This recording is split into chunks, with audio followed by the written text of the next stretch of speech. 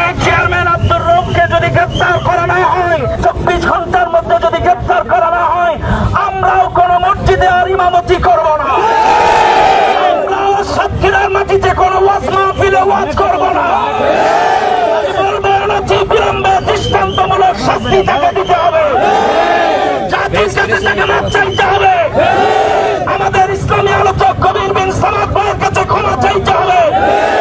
আগামীতে বাংলা এই সাতক্ষীরা জেলা সহ গোটা বাংলাদেশে আর কোন ইমাম বা কোন বক্তা কোন খতিবের বিরুদ্ধে কোন জালেম বা জালেমের দখল না যেন এরকম দুঃসাহস না হয়।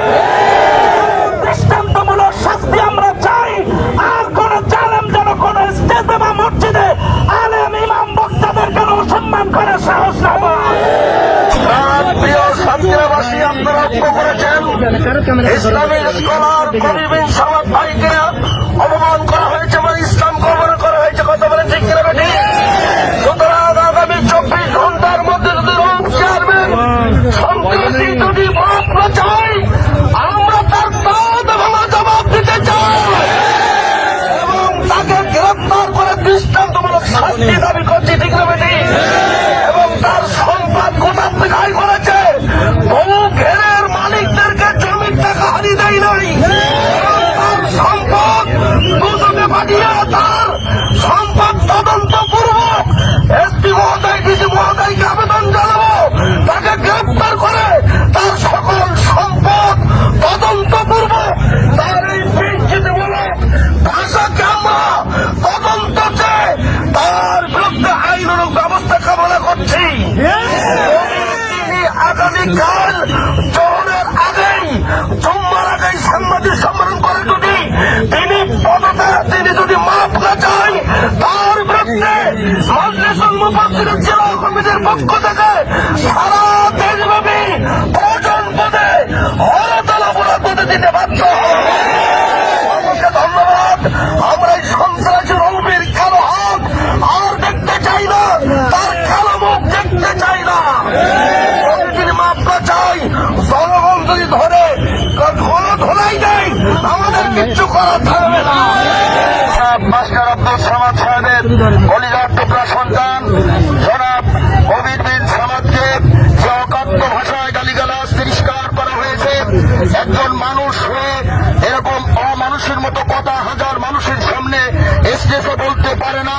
আমরা তার সেই প্রতিবাদে আজকে প্রেস ক্লাবের সামনে সাতক্ষীরার পক্ষে বাংলাদেশ মজলিসুল মুফাসসিরিন এবং আলেম ওলামা ধর্মপ্রাণ মুসলমান একত্রিত হয়েছে। 24 ঘন্টার ভিতরে প্রশাসনের কাছে আমাদের দাবি, ওই কালো হাত আমরা আর দেখতে চাই না। স্বৈরাচার বিদায় হয়েছে। এই সাতক্ষীরায় নতুন করে আবার কোন স্বৈরাচারের আবির্ভাব হবে।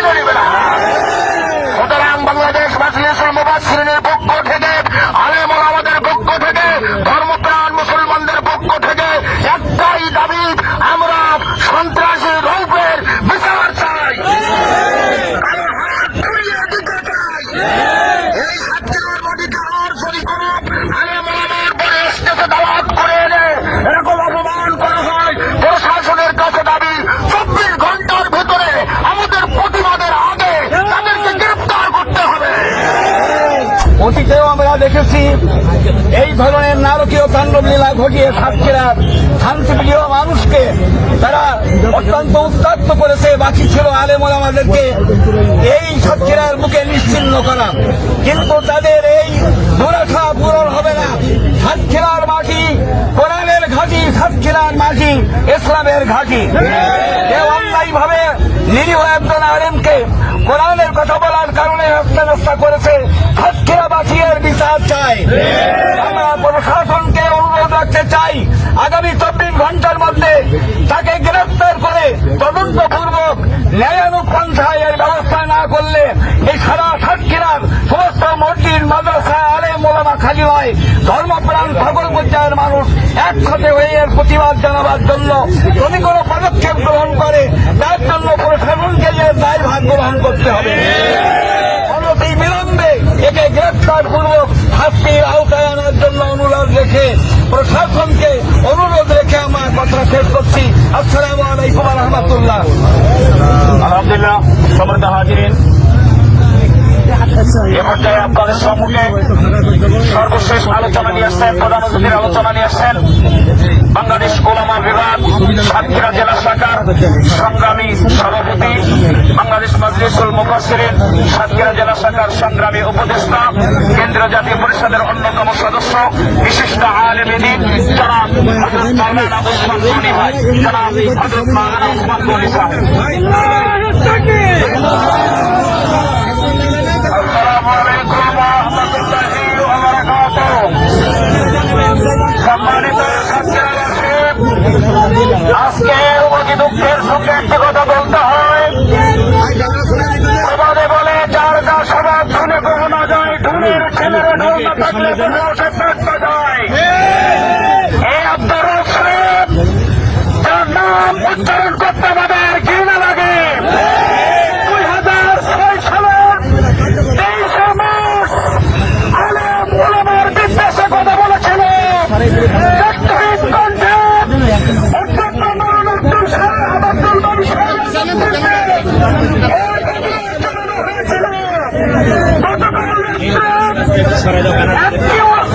ভিন্ন জেলার একজন আলেম মেহমান হিসাবে আসে, আমরা মনে করি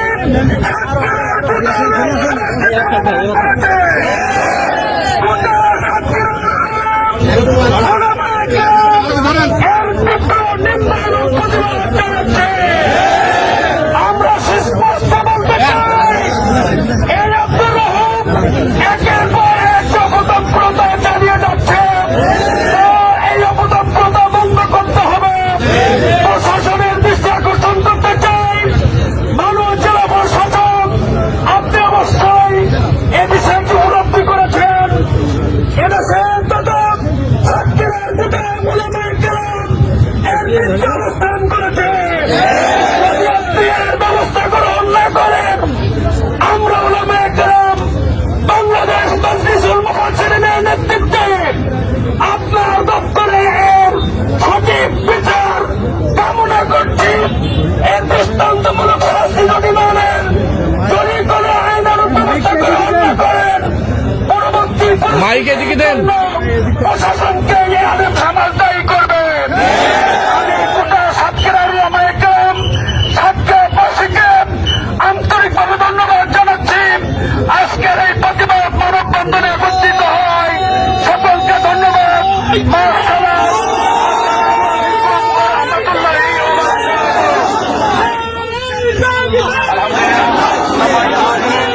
আজকের মতো এখানে মানববন্ধন শেষ।